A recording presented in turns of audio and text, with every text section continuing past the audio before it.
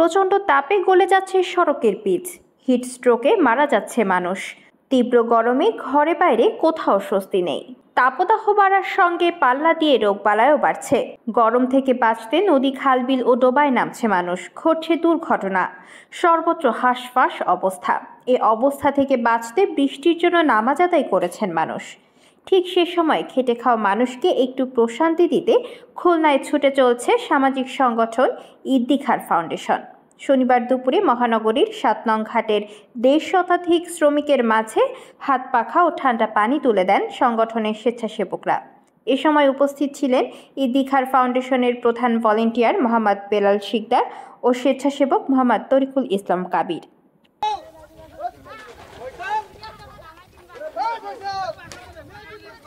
দোকান